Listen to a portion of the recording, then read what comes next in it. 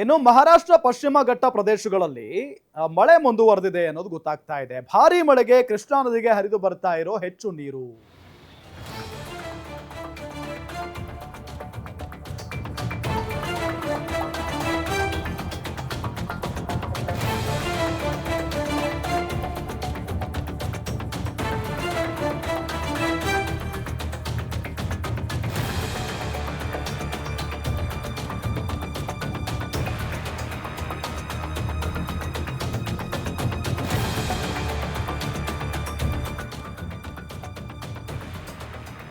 ನಿಪ್ಪಾಣಿಯಲ್ಲಿ 3 ಕೆಳಹಂತದ ಸೇತುವೆಗಳು ಜಲಾವೃತ ಆಗಿದ್ದಾವೆ, ಭರ್ತಿ ಆಗಿದ್ದಾವೆ. ಸೇತುವೆ ಮುಳುಗಡೆ ಹಿನ್ನೆಲೆ ವಾಹನ ಸಂಚಾರ ಸ್ಥಗಿತ ಮಾಡಲಾಗಿದೆ.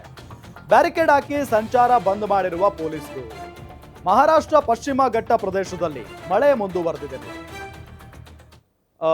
ಈ ಮಳೆಗೆ ಕೃಷ್ಣಾ ನದಿಗೆ ಭಾರಿ ಪ್ರಮಾಣದಲ್ಲಿ ನೀರು ಹರಿದು ಬರ್ತಾ ಇವೆ. ಕಲ್ಲೋಳ ಯಡೂರ ಕೆಳ ಹಂತದ ಸೇತುವೆ ಜಲಾವೃತ ಆಗಿದೆ ಅನ್ನೋದು ಗೊತ್ತಾಗ್ತಾ ಇದೆ.